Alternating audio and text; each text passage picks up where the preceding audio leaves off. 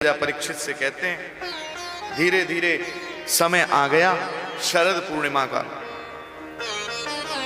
क्योंकि भगवान ने जब चीर हरण लीला करी तब सब गोपियों से कहा कि मैं अब आप सबके साथ में शरद पूर्णिमा की रात्रि में रास रचाऊंगा।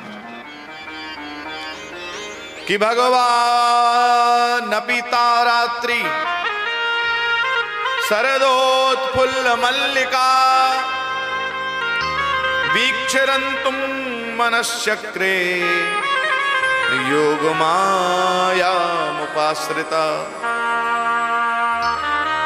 सुखदेव जी राजा परीक्षित से कहते हैं, ये जो रात्रि है ये आम आदमी की रात्रि नहीं है, भगवान की रात्रि है। भगवान अपिता रात्रि,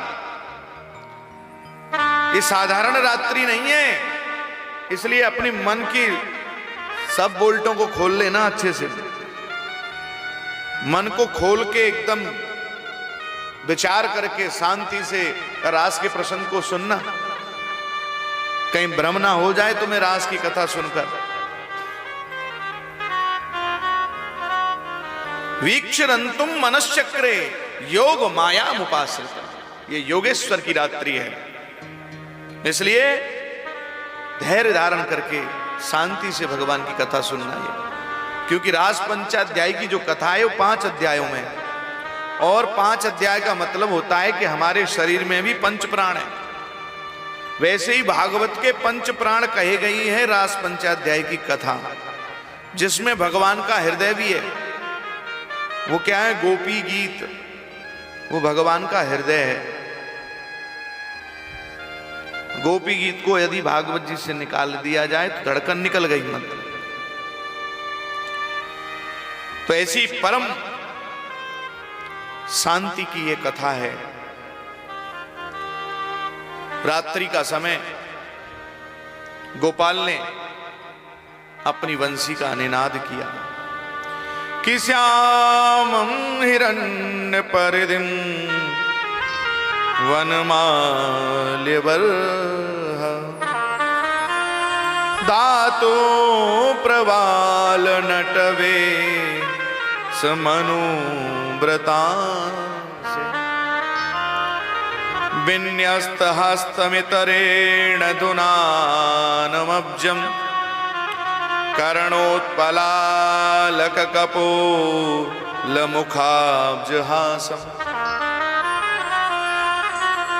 भगवान ने वंशी का निनाद किया। रात्रि का समय, शरद पूर्णिमा,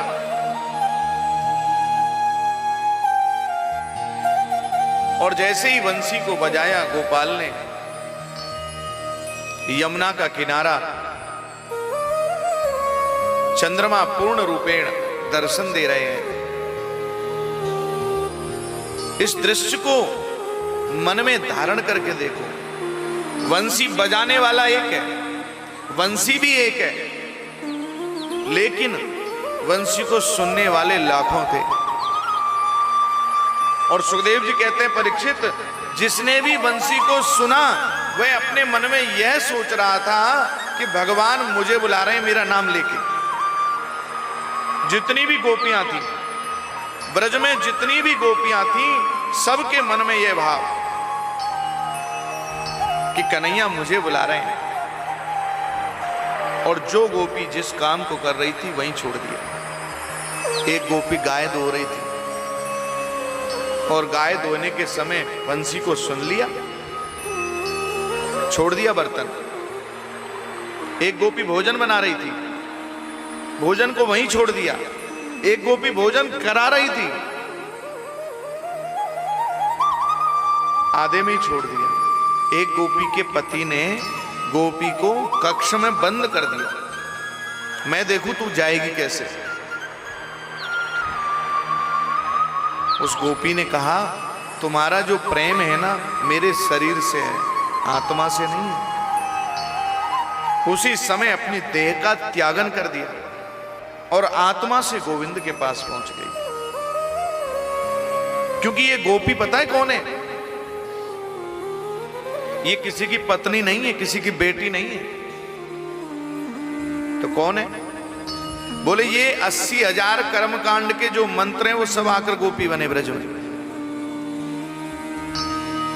और जब भगवान ने श्री राम रूप धारण किया दंडक वन में, जब सीता जी के साथ निकले, जितने दंडक वन में सन्यासी थे उन सबके मन में यह भाव आया कि हम भी भगवान की स्त्री रूप में सेवा कर सकेंगे क्या।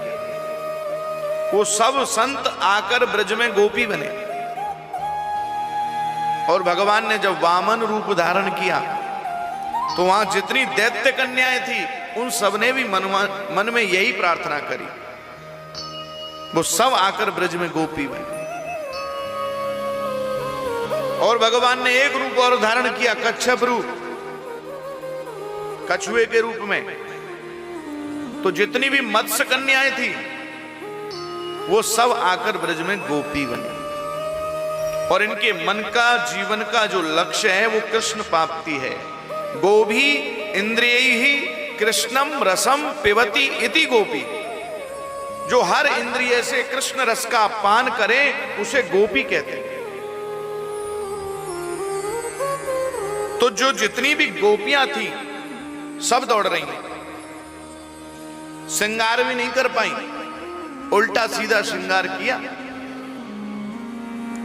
कि लहंगा पैरों शीश पे, कि लहंगा पैरों शीश पे और दही चूनरी पांव, और पतियन रोके ना रुकी, छोड़ चली घर वाम। किसी के रोकने से नहीं रुकी, वो सब कुछ त्याग दिया। कृष्ण की प्राप्ति है आज, इसलिए सब कुछ त्याग दिया, किसी की तरफ देखा ही नहीं।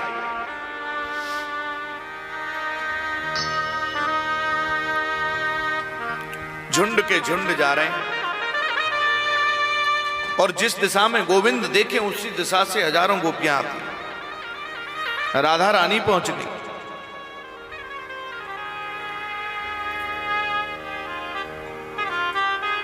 कृष्ण भगवान ने सबका स्वागत किया कि स्वागतम वो महाभाग प्रियम किम करवाणि वह ब्रजस्या नामयं कश्चिद ब्रूता गमन कारण। स्वागत है आप सबका, आइए। हे देवियों, आपका स्वागत है। गोपियां सोचने लगी ये तो हमारा स्वागत कर रहे हैं, मन ही मन प्रसन्न हुई। लेकिन अगली बात क्या बोली भगवान ने? भगवान कहने लगे आप आई, आपका स्वागत है, लेकिन आप किस लिए आई? ब्रूता गमन कारणम, कोई कारण तो होगा आने का। किसने बुलाया आपको? बोली जय श्री कृष्ण। ब्रूता गमन कारणम, आप अपने आने का कारण तो बताएं।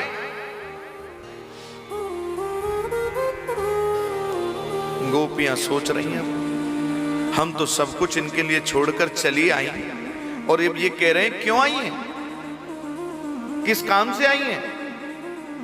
सबका सिर नीचे को हो गया, एक दूसरे के मुंह की तरफ देखने लगे, क्या कहें।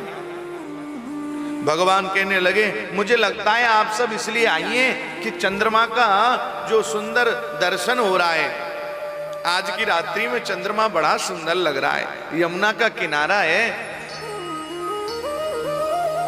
दृष्टम वनम कुसुमितम राकेश कर रज्जितम, चंद्रमा सुंदर लग रहा है इसलिए आई हैं। लेकिन देवी ये अधिक रात्रि है, घोर रात्रि कहते हैं इसको, और घोर रात्रि में घर को छोड़कर नहीं आना चाहिए था, क्योंकि जंगल में तो हिंसक जानवर भी रहते हैं।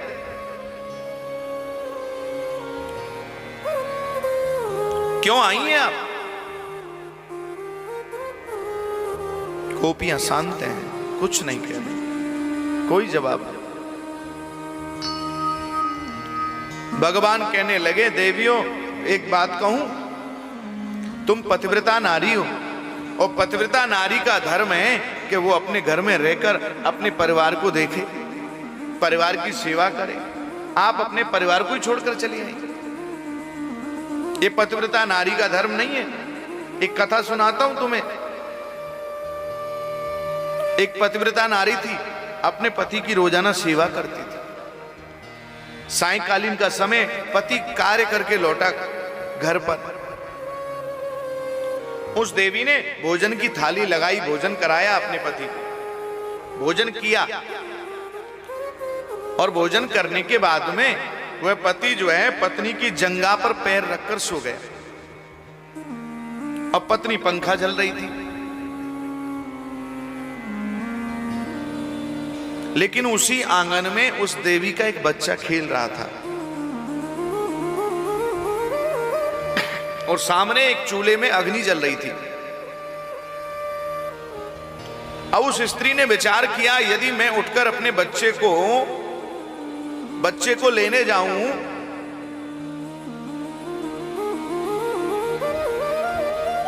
तो मेरे पतिदेव की नींद खुल जाएगी, मेरा पतिव्रत धर्म नष्ट हो जाएगा, और बच्चे को बचाने नहीं गई तो वो बच्चा जल जाएगा,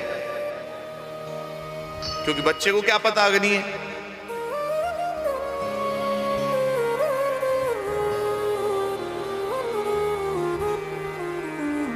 तो कन्हैया बोले, उस देवी ने अपने नेत्र बंद कर लिए और भगवान को याद किया, प्रभु मेरे पतिव्रत धर्म की लाज रख लेना। आंखें बंद किया और आंखें खोलकर देखा तो चूल्हे की अग्नि शांत हो गई। ऐसी होती है पतिव्रता नारी, और तुम अपने घर को छोड़कर चली आई।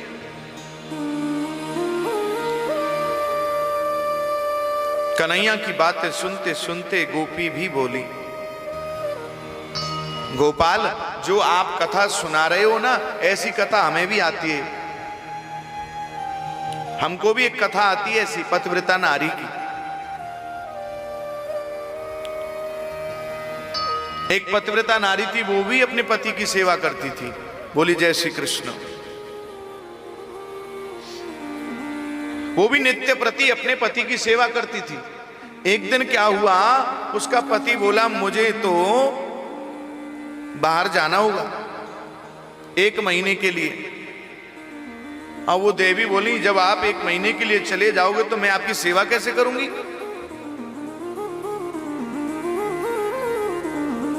मैं आपकी सेवा कैसे करूंगी?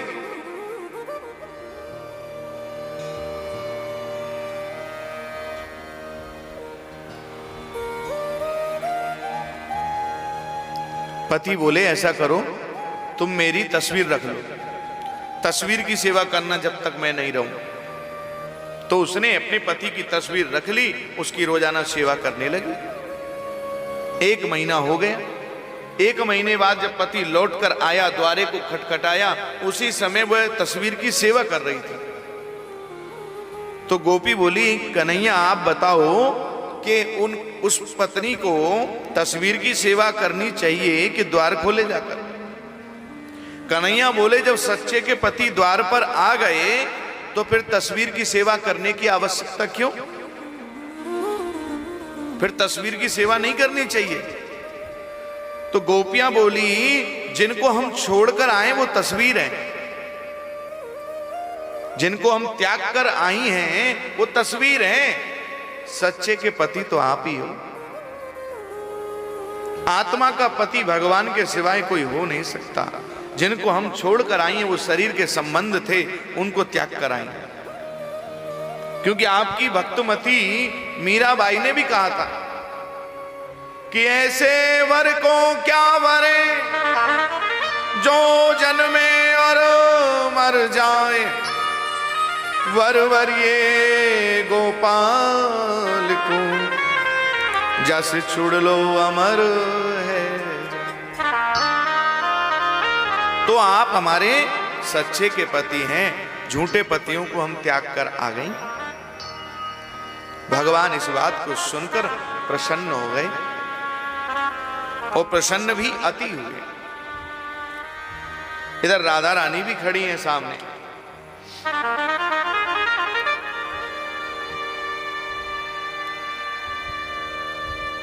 भगवान जो है ना अपने भक्त की परीक्षा लेते हैं, पहले उसको ठोक कर देखते हैं कहीं से कच्चा तो नहीं है, कहीं इसके अंदर संसार की कोई कामना तो नहीं है अभी। इसलिए भगवान ने ये लीला करी और फिर गोपियों के साथ रास रचाने लगे। कामदेव आ गया। कामदेव ने कहा आप शंकर भगवान के रूप में तपस्या में बैठे हुए थे, इसलिए मुझे भस्म कर दिया आपने। आज हजारों स्त्रियों के साथ रास रचाओगे ना तो मुझसे जीत नहीं पाओगे। कन्हैया बोले तो तुम भी आ जाओ मैदान में, हम तुम्हें भी देख लेंगे। योगेश्वर की लीला है। रास रचाना प्रारंभ हुआ और रास रचाते रचाते क्या हुआ, गोपियों के मन में यह भाव आ गया कि कन्हैया तो हमारी सूरत देखकर मोहित हो गए, और राधा रानी के मन में यह भाव आया कि इन्होंने तो गोपियों में और हमारे बीच में तो कोई अलग समझा ही नहीं, कुछ सबको बराबर एक, जबकि हम तो विशेष हैं। तो भगवान ने देखा इनके भाव बदल गए, सो भगवान राधा रानी को लेकर अंतर्ध्यान हो गए। अब गोपियां बेचारी दुखी, सोचने लगी जो मन में भाव आया उसी के कारण गोपाल हमें छोड़कर चले गए। अब गोपियां एक दूसरे की मुंह की ओर देखें, आंखों से अश्रुधारा बहने लगी। पीपल के जाग पास में पूछती हैं, हे पीपल देवता आपको पता होगा हमारे गोपाल कहाँ हैं। एक गोपी पृथ्वी मैया से पूछती है, एक गोपी यमुना मैया से निवेदन करती है, एक गोपी तुलसी जी से निवेदन करती है। आप बताओ तो सही हमारे गोपाल हमें छोड़कर कहां चले गए, हमसे अपराध हो गया, हमारे भाव बदल गए, सो गोपाल हमें छोड़कर चले गए। उधर राधा रानी कन्हैया के साथ जा रही थी। राधा रानी के मन में यह भाव आया, यदि मैं कन्हैया के पास रही तो गोपियों को कृष्ण नहीं मिलेंगे। तो राधा रानी ने कहा, अरे लाला, अरे कन्हैया, मुंह को कहां ले जा रहे हो तुम, मैं तो थक गई, अब मुंह पे नहीं चलो जाए। कन्हैया बोले, चलो नहीं जा रहा हो तो ऐसा करो आप मेरे कंधा पे बैठ जाओ। और जैसे ही कंधा पे बैठने के लिए पैर रखना चाहा, गोपाल वहां से भी अंतर्ध्यान हो गए, राधा रानी को भी छोड़कर चले गए। अब राधा रानी कन्हैया को ढूंढती ढूंढती गोपियों के पास आ गई, और गोपियों के पास आकर एक गोपी बोली, आपको भी छोड़कर चले गए। बोले, जो कमी तुम्हारे जीवन में आई वही कमी मेरे जीवन में आ गई, इसलिए गोपाल छोड़कर चले गए। एक गोपी बोली, कन्हैया, जब ऐसे ही विरह रूपी अग्नि में जलाना था तो जब ब्रज में आग लगी तो क्यों बचाया हमें, उस कालिया नाग से क्यों बचाया हमें, इतने राक्षसों से क्यों बचाया हमें मर ही जाने देते। गोपाल को याद करते करते सब यमुना किनारे बैठ गईं गोपियां, बीच में राधा रानी बैठ गईं और बड़े भाव के साथ में गोपाल की स्तुति करने लगे। गोपी गीत के माध्यम से हम सब भी मिलकर बड़े भाव के साथ स्तुति करेंगे।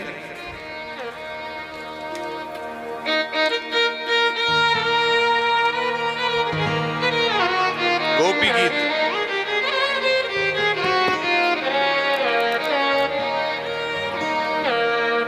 बड़े भाव के साथ आप सब उस दृश्य को हृदय में धारण करें कि राधा रानी बैठी हुई हैं, चारों ओर गोपियां बैठी हुई हैं, यमुना का किनारा है और सब बड़े भाव के साथ में प्रार्थना कर रही हैं। जयति तेदिकं जन्मना ब्रज सयत इंदिरा शाश्वती जयति देशता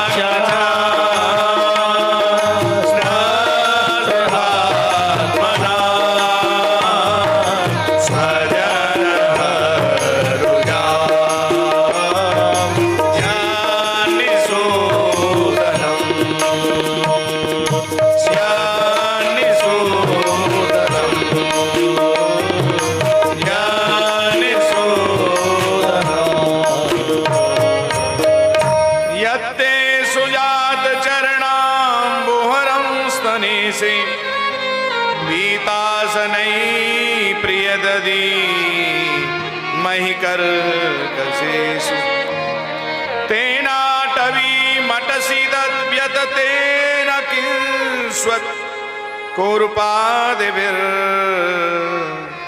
भ्रमति धीर भवदायुषां नः। भगवान की सुंदर स्तुति करी सभी गोपियों ने, बड़े भाव से गोविंद को याद किया। क्या कह रही हैं? जयति ते दिखम जन्मना ब्रज। हे गोपाल, जब आपका ब्रज में जन्म हुआ ना, इस ब्रज में साक्षात लक्ष्मी आकर निवास करने लगी। और ब्रज पहले तो सुंदर था ही, लेकिन जब से आप आए और सुंदर हो गए। जयति ते दिकम जन्मना ब्रज श्रयत इंदिरा, माने लक्ष्मी जी आकर यहां विराजित हो गए। और आपके बगैर एक पल रहना सीखा नहीं हम सब ने। हमने सब कुछ तो त्याग दिया, और हमसे चाहिए क्या? पति सुतान वयो भ्रातृ बांधव,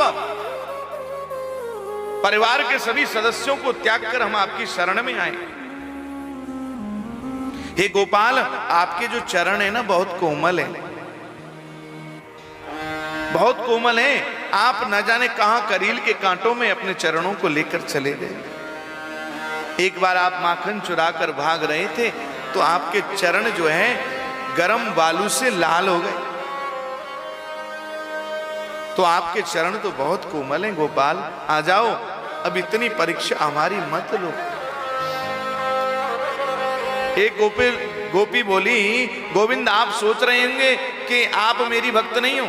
मेरा भक्त तो दशरथ था, जिसने मेरे बगैर एक पल नहीं रहे अपनी देह का त्यागन कर दिया। राम राम कहे राम कहे, राम राम कहे राम, तनु पर हर रघुबर बिरे, राव गयो सुरधाम। तो तुम मेरी भक्त नहीं हो। तुम मेरी भक्त होती तो अपनी देह का त्यागन कर देती अब तक। गोपी बोली, यदि आप ऐसा सोच रहे हैं ना गोपाल, तो हमारा निवेदन और भी है कि आपके बगैर तो सीता जी भी जीवित रही। जब सीता जी का हनुमान जी पता लगाकर आए और राम जी के पास आए, राम जी बोले, मेरे बगैर तो मेरी सीता ने प्राण त्याग दिए होंगे। तब हनुमान जी ने एक बात कही कि नाम पहारू दिवस निस, ध्यान तुम्हार कपाट, लोचन निज पद जंत्रित, जाए प्राण कहीं बार। हनुमान जी ने कहा, प्रभु सीता जी के प्राण तो निकलना चाहते हैं, लेकिन आपका जो नाम रूपी पहरेदार है ना, वो उनके प्राणों को निकलने नहीं देता। नाम पहारू दिवस, आपके ध्यान में इतनी मग्न रहती हैं, क्योंकि आपका जो नाम है मृत्यु नहीं देता, अमरत्व देता है, जीवित रखता है। आपके नाम के सहारे जैसे सीता जी अशोक वाटिका में जीवित रही, वैसे ही हम सब भी इसीलिए जीवित हैं। क्यों? क्योंकि हम भी आपकी कथाओं का गुणगान करती हैं। तब कथामृतम तप्त जीवनम कवि विरीडितम कोलमसापम। आपकी कथा जीवन के कलमशों को दूर करने वाली है, सब प्रकार के कष्टों को दूर करने वाली है। हम भी आपकी लीलाओं को याद करती हैं, कृष्ण कृष्ण कृष्ण। नहीं तो हम भी चाहती हैं हमारे भी देह का त्यागन अभी इसी समय हो जाए, हमें जीवित नहीं रहना। पर इतनी परीक्षा मत लो गोपाल, अब हमसे रहा नहीं जाएगा। जब गोपियां थक गई बोल बोल कर, जब उनका मन तन सब पवित्र हो गया, मन के जितने विकार थे सब निकल गए, सो गोपाल सभी गोपियों के बीच में प्रकट हो गए। बोली रास बिहारी सरकार की जय हो। गोपियों के बीच में प्रकट हो गए। एक गोपी चरण सेवा करने लगी, थक गए होंगे गोपाल, एक पंखा जलने लगी। एक गोपी तो टेढ़ी निगाह से देख रही, क्षत्रिय स्वभाव की थी बोले इसके लिए तो हमने सब कुछ छोड़ दिया और ये हमें बीच में छोड़ गया रोने के लिए। ये अच्छी बात नहीं कन्हैया तुम्हारी। कन्हैया बोले मैं तो अपने भक्त की पूरी परीक्षा लेता हूं, उसको देखता हूं अंदर से कहीं कच्चा तो नहीं। जैसे गरीब व्यक्ति की लॉटरी लग जाए, उसको 1 करोड़ की लॉटरी लग गई, अब रात्रि में उसके पास वो धन था, अगले दिन वो चोरी हो गया। अब उस धन के लिए जैसे वो गरीब व्यक्ति तड़पता है, कैसे भी वो धन मुझे मिल जाए, वैसे ही मैं अपने भक्त के साथ करता हूं। एक बार तो सहजता से उसके पास चला जाता हूं और बीच में छोड़कर उसे गायब हो जाता हूं। फिर देखता हूं क्या वास्तव में वो मेरे लिए तड़पता है या फिर दूसरे मंदिरों में पहुंचने लगता है। बोली जय श्री कृष्ण। हम लोग ऐसे ही तो करते हैं। गोपाल जी जब सहायता नहीं करें तो दुर्गा जी के पास पहुंच जाओ, साईं मंदिर पहुंच जाओ, शनि मंदिर पहुंच जाओ, जो जहां बताए वहां पहुंच जाओ। अपने घर के ठाकुर जी पे यदि विश्वास नहीं है तो संसार का कोई भी देवता तुम्हारी सहायता नहीं कर सकता, ये ध्यान रखना। जब तक अपने घर के मंदिर में जो ठाकुर जी विराजित हैं उनमें तुम्हें बांके बिहारी नहीं दिखाई देते तो कृपा कहीं से नहीं हो सकती। उसी में राम दिखने चाहिए, उसी में कृष्ण दिखने चाहिए, तब कल्याण होगा। गोपियों के साथ भगवान ने रास रचाना प्रारंभ किया। 2-2 गोपी बिच बिच माधव, जितनी गोपियां उनके बीच में गोविंद ने उतने ही रूप धारण कर लिए। कि रासोत्सव समवृत्तो गोपी मंडल मंडित योगेश्वरेण कृष्णेन तासाम मध्ये द्वयोर्द्वयो। और जब रास रचना प्रारंभ हुआ, गोपाल बंसी बजा रहे हैं और राधा रानी नाच रही हैं और बड़े आनंद के साथ में रास रचाया। राधा नाचे कृष्ण नाचे, ओ राधा नाचे कृष्ण नाचे, नाचे गोपी जन। राधा नाचे कृष्ण नाचे, नाचे गोपी जन। मन मेरो बन गयो सखी रे पावन वृंदावन। ओ मन मेरो बन गयो सखी रे पावन वृंदावन। हाँ हाँ मन मेरो बन गयो सखी रे पावन वृंदावन। ओ मन मेरो बन गयो सखी रे पावन वृंदावन। क्योंकि राधा नाचे कृष्ण नाचे, नाचे गोपी जन। राधा नाचे कृष्ण नाचे, नाचे गोपी जन। मन मेरो बन गयो सखी रे पावन वृंदावन। ओ मन मेरो बन गयो सखी रे पावन वृंदावन। ओ ब्रह्मा नाचे विष्णु नाचे, नाचे देवगण। ओ ब्रह्मा नाचे विष्णु नाचे, नाचे देवगण। ब्रह्मा नाचे विष्णु नाचे, नाचे देवगण। ब्रह्मा